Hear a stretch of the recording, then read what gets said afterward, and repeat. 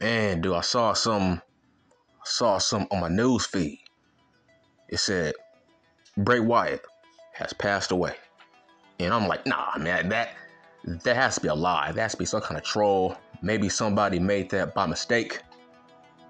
Because I'm like, there's no way this is actually possible. It's like man, like I kept trying to look for different sites to debunk this news. Because to me, he was a larger than life guy. It's like, I don't want to believe that he died at his young age when he was about to come back. It's like, I was praying. I was like, man, this can't be true. I said, like, I really don't know what to say. Because Bray was one of my favorite wrestlers for the past 8 years. You know, I always wanted them to try to push him like Taker. I always felt like he should have been this generation's Taker. I felt like he always had that kind of upside. Even Taker himself said that Bray should have been the next Taker. But it's like, man, this really hit me hard as fuck. Because like Bray was one of the main reasons why I was watching. Because he had tons of charisma. The man could talk his ass off. That was his best skill. Talking and being a smart guy with tons of charisma and tons of ideas. Like I said, I think last week, I said Dean Ambrose, his best feud was against Bray Wyatt. I said that last week in a video, and I meant it. Because that feud was very over the top. It was a very colorful feud. Even though Dean, his dumbass, didn't like it, but I liked it. I feel like that was his best feud. It's like, bro, you was in a feud with a larger than life character. That's what I mean by his best years was with his last company. Dean Ambrose sucks. But the point is, do I think Bray Wyatt was a missed talent? No. I felt like we've seen the best of him. I felt like there was nothing more that they can actually do with him in terms of, I felt like he did live up to his potential.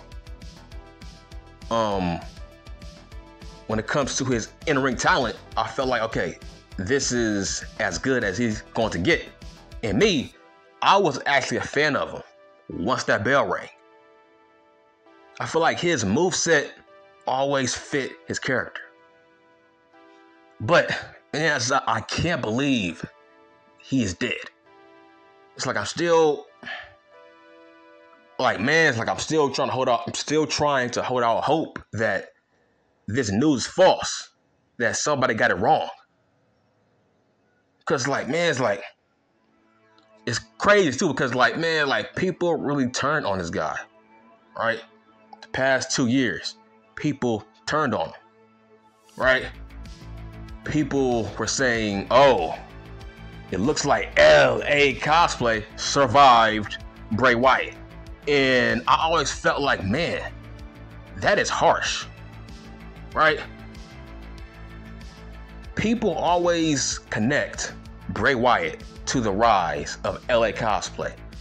I will never forget that feud. All you assholes was bashing Bray Wyatt during that feud. All you were saying was he is bringing down LA Cosplay. Even though, hey, everything he was doing, that was his choice, his ideas. I had no issue with that feud. But you marks had issues with that feud. I didn't. You clearly said that LA Cosplay survived Bray Wyatt in terms of there was always this talk of when you fight Bray Wyatt, you don't recover. Which is so fucking stupid that only a smart would say something dumb like that. That when you fight Bray Wyatt, your career don't recover. It's like, man, that is so dumb. And you have no evidence, you have no proof. It's like smart rhetoric. Like, I never bashed Bray Wyatt in that fashion. I always felt like he was a very, very talented guy. Yeah, Brock didn't want to work with him because Brock felt like, you know what? I don't think his character would fit well with my current character and what I'm trying to do, which is understandable. But when Lashley was about to face Bray Wyatt, people were saying, oh, I feel sorry for Bobby Lashley. I'm like, bruh, Lashley had no issue facing Bray Wyatt. It's crazy, like everybody turned on this guy. Oh yeah, now y'all want to praise him now, even though y'all was bashing his ass to praise LA Cosplay these past 6 months. Saying, oh, I really commend LA Cosplay because he survived Bray Wyatt. He survived that booking. I'm like, I never said that bullshit. That's like so fucking disrespectful. But this news is just shocking. Because, man, Bray, man, I always wanted the best out of Bray. I never wanted the Wyatt family to break up. I felt like, man, dude, man, the best use of Braun Strowman was when he was in the Wyatt family. The best use of Luke Harper and Eric Rowan, they had their best years under Bray Wyatt. And I don't care what anybody else says, every feud that Bray Wyatt was in, we cared about it. I don't care what anybody else says, whether it was with Finn, John Cena, etc. Every feud he was in, we did care about it. But it's like, man, so much left that was still on the table, man. Like, I really want to see Bray and his brother on TV every week. Like, we never got to see those two guys as a tag team on the main roster, and that's sad as hell. That's what hurts me the most, that we won't get to see Bray Wyatt and Uncle Howdy moving forward. Bray Wyatt was one who brought back Bo to the company. That's what's sad about it. And it's like, man, I'm sad as fuck because he has kids. That's what hurts me the most. He has kids at a young age. He has young kids that are not even grown yet. That's what hurts me on the inside. But let's look back at his great career, because he had a great career. I don't care how many pins he took. I don't care about that. What I care about is every time we saw him, did we care about him? The answer is yes. Every promo he cut, we cared about him. Since day one, he was the best promo on the roster. Hands down, it wasn't close. His skills on a mic was like Jake Roberts like. Every time he talked, it's like we knew what the fuck he was saying. It's like his promos were so fucking deep. It's like when I go back on YouTube and I watch back your promos, that means you were a great promo. Man, I remember years ago, I was like on YouTube for hours, just watching every promo that he cut as the Eater of Worlds. It's like, man, he was just a great talker, great promo, and I was a fan of The Fiend. And I felt like, man, if he comes back, he should come back as The Fiend. And I'm just, that hurts me, man, that we will never see The Fiend back. Because that was a very underrated character that I felt like he should have kept once he came back.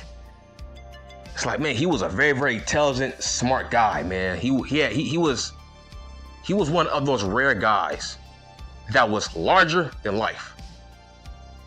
Where it's like every time we saw him, it's like he had great stage presence about him. It's like he was the closest thing to the Undertaker that we would ever see, ever. We would never see another Bray Wyatt. Like, this is my opinion. I feel like next year, man, they should put him in the Hall of Fame, because I felt like he has had a Hall of Fame career. He was a tag team champion. He was a world champion, well, like 2-3 times. I feel like that is a resume for the Hall of Fame. So I am campaigning they put him in the Hall of Fame next year. He had a Hall of Fame career to me. I don't care how he was booked. I don't care how many pins he took. That character of his needs to be in the Hall of Fame, because there are tons of guys in the Hall of Fame that he's better than. Like, obviously, he had a better career than Jake Snake Roberts. He had a better career than Coco. He had a better career than Ted DiBiase. So I feel like, man, he had a better career than who else? He had a better career than Eddie G, right? Both guys died young, right? But I feel like Bray had a better career, because Bray, man, he was in tons of programs with top guys, top main event talent. I always viewed Bray as a top guy. I never saw Bray as a mid-carder since day one. Hell, has he ever wrestled for a mid-card belt? No. He was always on top of the card fighting for world championships. So I feel like he is a very underrated guy. Like, it's crazy. We have never viewed him as a top guy main eventer, but I did. Based on how he was booked. Yes, he was always taking pins, but you got to look back at his programs. He was always facing top guys in over-the-top storylines, like The Undertaker. So I feel like he is this generation's Taker to me. And I felt like he had a great career. I actually feel like, was there more to do? Not really. I feel like he had a great Hall of Fame career. I feel like the only thing that was left for him was to team up with Bo Dallas. But other than that, it's like, what more could he have done to have a better career? He was a main eventer, world champion. He faced top guys. To me, that dude had a Hall of Fame career. He deserves to be in the Hall of Fame next year, man. But I'm still just sad as fuck, because I'm going to miss his fucking promos. I'm going to miss him as a talent, man. It's like, this can't be real, man. It's like, Bray was one of the main reasons why I came back to wrestling. Seriously. There was a point in time where I took a break from wrestling for like 6 years. Then I saw him on YouTube.